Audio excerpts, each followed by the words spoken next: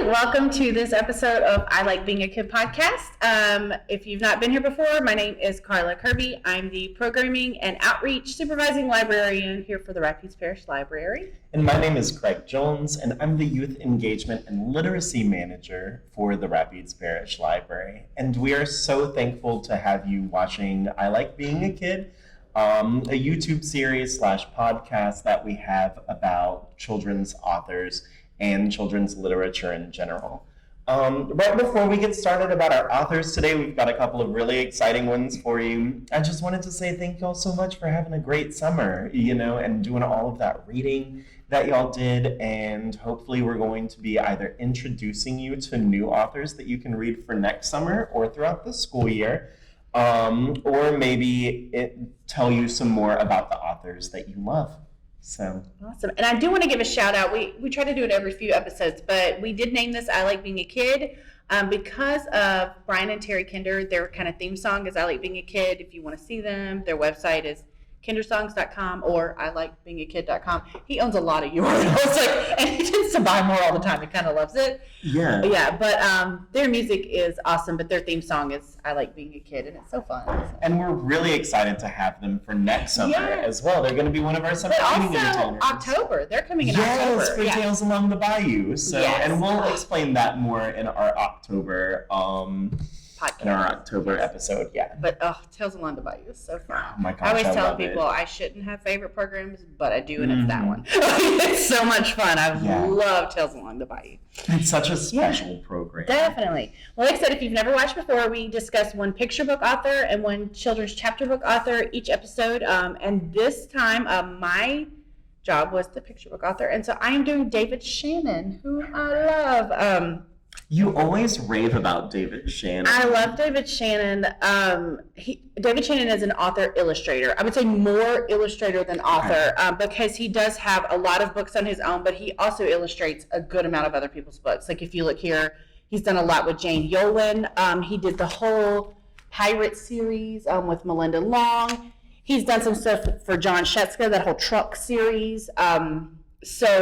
Yes, more illustrator than author, but he does have his own books. And Jane Yolen is pretty prolific herself. Oh, yeah, for sure. And John Shetska, Sneaky Cheese Man, and, like the True Story of the Three Little Pigs. And he also did the Time Warp Trio, if I'm not wrong. I'm not sure about that. That's more of like a chapter book. Once at Tammy was my boss. She's since retired, but she called me from a conference once. She was like, Karla, I just met the Sneaky Cheese Man. And I thought she just meant like a constant character, and I was like, okay. But it was John Shetska. Like, she referred to him as the Sneaky Cheese Man. But yeah, so I was like, that's cool too. Anyway. But she met John Shetska, which is cool. That's so cool. But yeah, so a little bit about David Shannon. He's 63 years old. He was born in Washington, D.C., but grew up in Spokane, Washington. But he now lives in Los Angeles, and he's lived there for a while. His wife, Heidi, he has a daughter, Emma, but she's an adult now, and he has a dog named Roy. So he does have, as far as awards, he does have a Caldecott honor book, the David series, and that's probably what he's known best for. And I don't have any of them here, but the first book, No David, was in 1998. Yes, in 1998.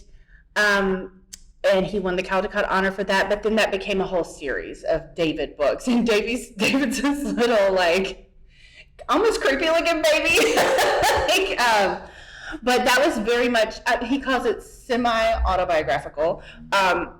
It's cute. He was talking on his website, which his website is fun. Like, when I first went to the FAQ to learn things about him, I mean, it was just like jokey, like none of it was real, and I was like, oh no, how do I find out information about this man? But his website is really built to be fun for kids, for sure. Even the about me and the questions, and it's a fun website.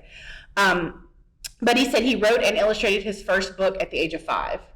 Wow. And every page of it had pictures of things that David was not supposed to do. It was just pictures of the things he got in trouble for. So his first book, No David, was very much, no, David. Like it was, and then David continues to do other things. Now, people did ask, there was one on his website in the FAQ, and it was like, did you really run naked down the street? And he was like, I didn't do all the things that baby did. It's semi-autobiographical, but He definitely was a child who got in trouble often. Yeah. He didn't like to sit still.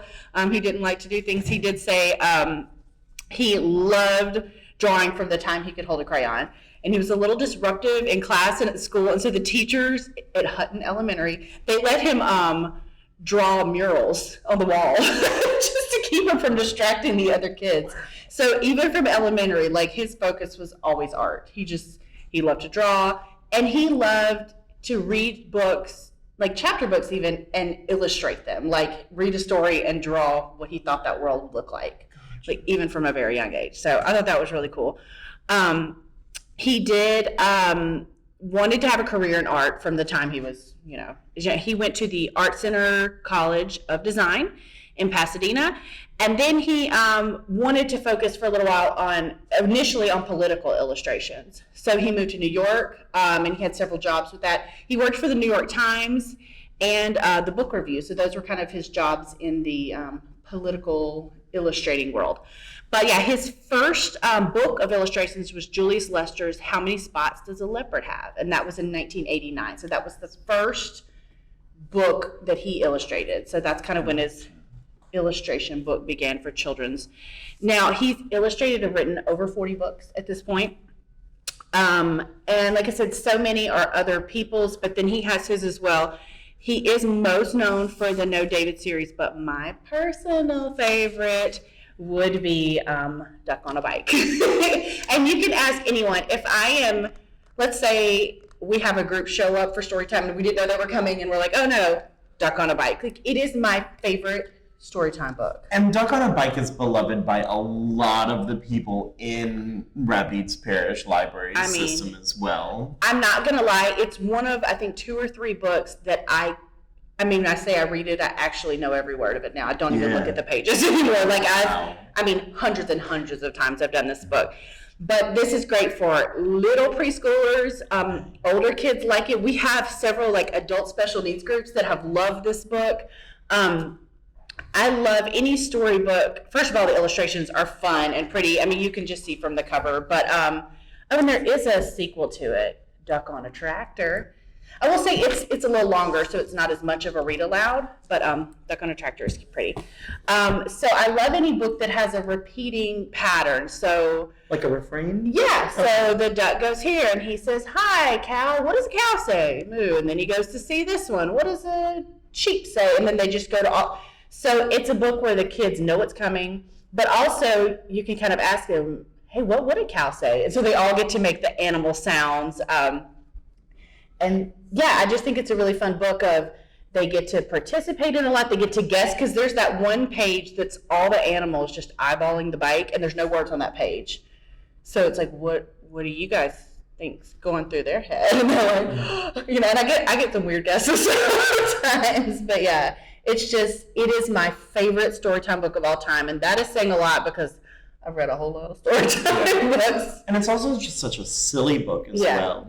Yeah, A Duck on a Bike. I mean, who's seen that? I always have at least one kid that's like, I've seen it. Okay. But yeah, yes, it's a good intro. I mean, any book like that where there's an animal doing something, it's a good way to explain what fiction and nonfiction, the difference. Those are always like good. With Click Clack Moo, Cows That Type. Yes. So could that really happen? And then explain what nonfiction and fiction are. I will say, and this is a general storytime rule, I think, always when you're reading a book to kids and you don't always think about it, tell them who the author is, who the illustrator is, and then kind of explain what those people do. For years, I would say the illustrator draws the pictures. Now I say makes the art, because a lot of the art in books is computer, generated now. Or even like, oh gosh, who was it that we covered that did the paper? Yeah. Steve Jenkins. Yes. So It's not always drawing the art, which it is in David Shannon's case. But now when I tell kids, the author writes the words and illustrators make the art, because there's so many ways to make art now. But yeah. So that is my favorite David Shannon book by far. And like I said, my favorite storytime book, which, I've read thousands. Like I can't even put, so it's saying a lot. One quote that I love from David Shannon, he talked about, this was in an interview for Children's Literature Review, but he said, I loved Oliver Twist, but I liked The Artful Dodger more than Oliver. And I always thought the Dylans in Disney movies were very cool. And then he went on to say that his fondness for villains made him realize that even as a child, that you need both sides for a good story. And so I love that. Like, even as a kid, he realized, hey, I like the Artful Dodger. You need that, the bad side, the dark side, for the good to really seem good. And yeah, I love that about him. Some of his work can have kind of a, I don't even say dark, but it's just a more kind of creepy. Like, look to it like the faces are real. I don't know. But I like that David Shannon, I can look at a book and I know it's David Shannon. He has a very distinct art style. If you've never read the Pirate series by Melinda Long, too, Pirates Don't Change Diapers. I mean, come on. It's a funny book. That whole Pirate series is amazing. And he did all the illustrations for that. And same with Jane Yolen. There are several that he did. And the whole Truck Town series for John Shetsko. There's, I'm looking at the list. I want to say 13 or 14 books. But he did illustrations for all those. So yeah, he is still, right now he's working on a screenplay.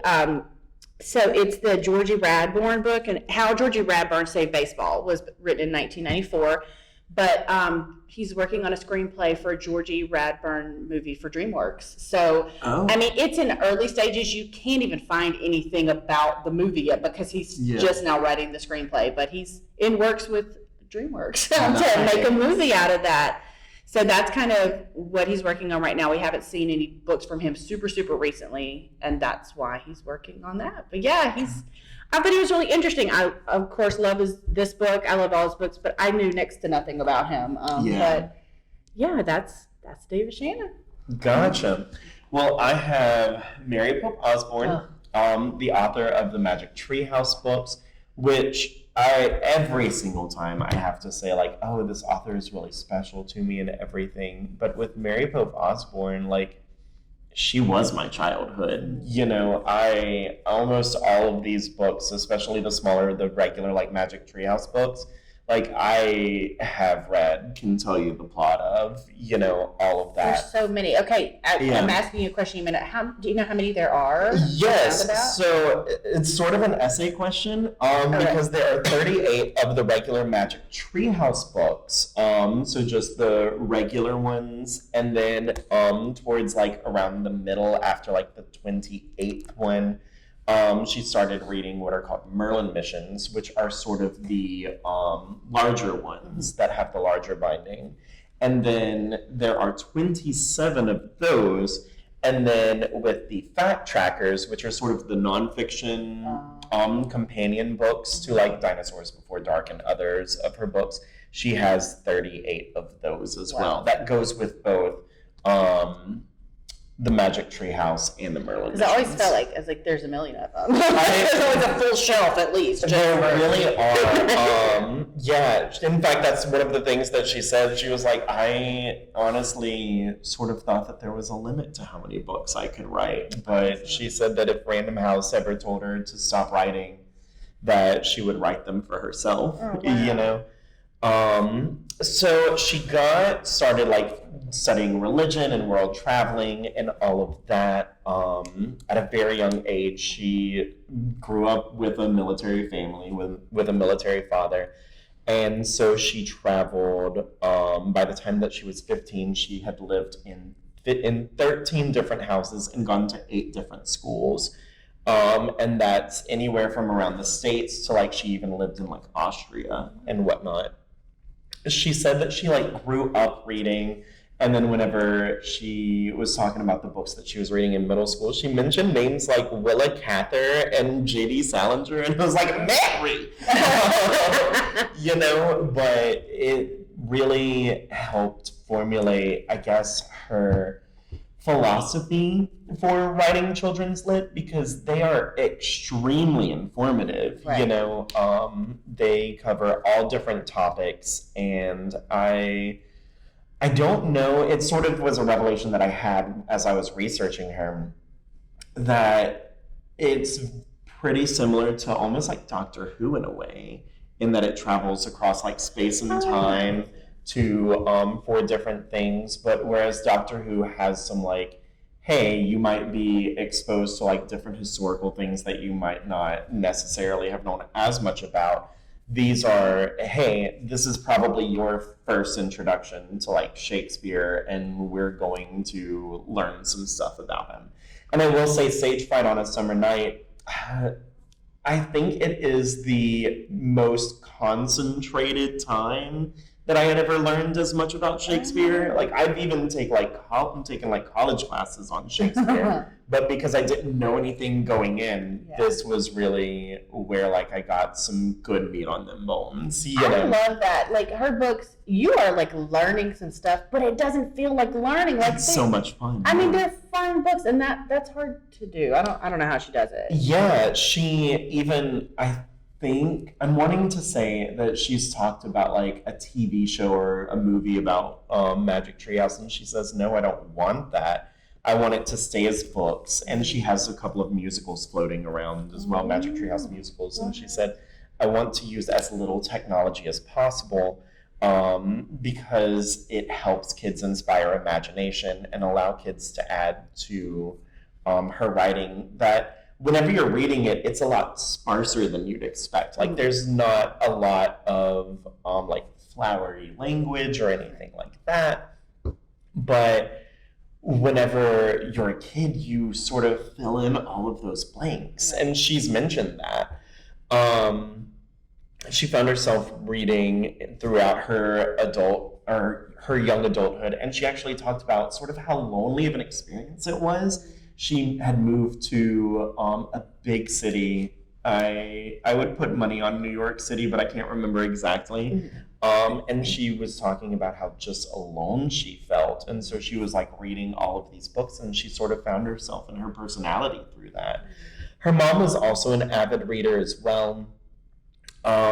She was just always around books growing up, and I thought that was amazing, and I'm so glad that she's writing them now. You had asked prior if she had written anything besides Magic Treehouse. Yeah, that's all I know of her. Yeah, and that's a valid question because, I mean, Magic Treehouse is definitely her bread and butter. Sure. She does have some other books floating around there by the time that, like, Magic Treehouse first came out in 1992 with Dinosaurs Before Dark. This is her first one, Dinosaurs Before Dark, which does have a fact tracker with it. She had written, I think, about 20 books, and now she's at about 100, sitting pretty at 100. So is she still with us? Mm-hmm. Okay. I had listened to some audiobooks whenever I was younger, and I had seen some interviews with her and everything. And so now finally, because I said that I could mention Unbreakable Kimmy Schmidt, this is the time that it comes up. She really reminds me a lot of the landlord from Unbreakable Kimmy Schmidt. Like, she sort of has the Lillian, is she the landlord? Yeah. And the actress Carol Kane. Yeah, whenever I was younger, I sort of like put those two because Carol Kane read If You Give a Mouse a Cookie to Me whenever I was younger on a cassette tape. Love Carol Kane. Yeah. Love that voice. But, definitely. She has such a distinctive voice. And Mary Beth Osborne has a similar one. Oh, okay. See, I've never sort of similar seen as well. her, now I want to go watch interviews. So. Yeah, definitely. The Magic Treehouse also really helped introduce me to Arthurian legend, but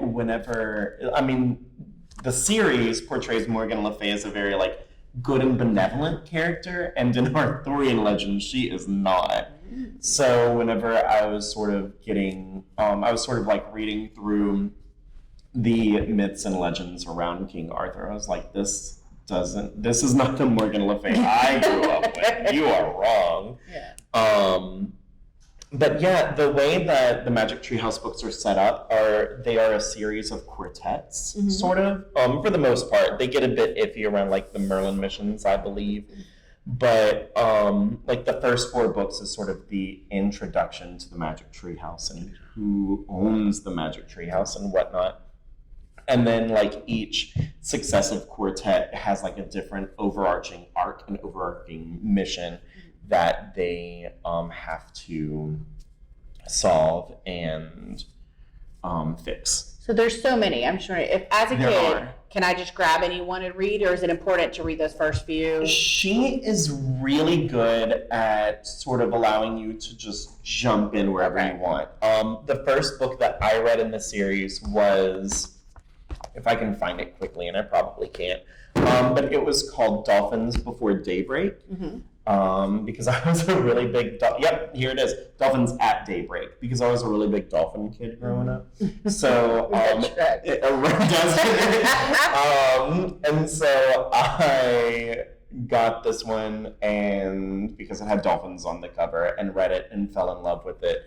And then I sort of just started reading them and voraciously reading them. You can read probably 2 a night easily, easy. Probably 3 and 4 if you push yourself. But yeah, you can jump in wherever. She actually started writing poetry in high school, and it was really interesting because she likened writing poetry to writing children's literature because of the sparse writing. You know, she is really not a fan of making it very meaty prose. Yeah. You know, she's really just like, say what you need to say, get it out there. I kind of love that. As a reader, Yeah. I'm somebody who will skip over some of that flowery writing and Yeah. I'm like, la la la, where's the point? Yeah, definitely. I appreciate that. She says that the best part of being an author is using her imagination and doing her best to find ways to procrastinate, which I really like. I love her. She does a lot of research travel. I realized, because I own a lot of these books at my house, and so I was like, oh, I'm just going to check to see where she was. And so I flipped to the back, and I saw like the yellowed page, and I'm like, this is no longer accurate. I set it down. But at one point, she lived in Pennsylvania with her 2 dogs. She actually works on the fact trackers with her husband, Will Osborne. Okay. And she actually met him whenever he was doing a play.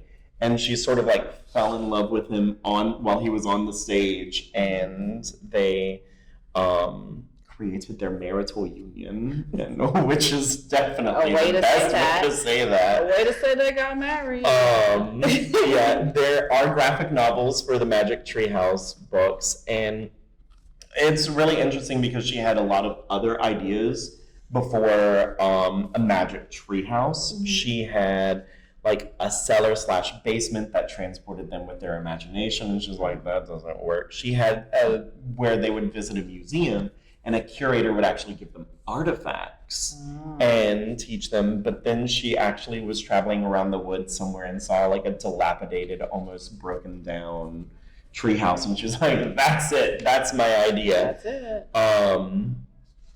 So she has fallen in love with writing Magic Treehouse books and says that she'd write them herself if she had to, if Random House was like, we don't want any more Magic Treehouse books. After the first 4 books, they were so successful that Random House asked, because again, I said the series of quartets. Right. Random House asked her for 4 more books, and so then she started going to schools, and it was almost like a phenomenon. The schools were doing like Magic Treehouse projects and everything. And so the students and the teachers both were just very avidly asking her questions about Jack and Annie and their travels throughout it. And she sort of wasn't expecting it at all. And she's like, oh gosh, I've sort of got to keep this going. Yeah. And so it's turned into the phenomenon that we see today. I think that one of my favorite things about Mary Pope Osborne, and in retrospect, this is probably one of the things that I loved most about the series, is her refusal to view children as only like victims without their own autonomy or agency.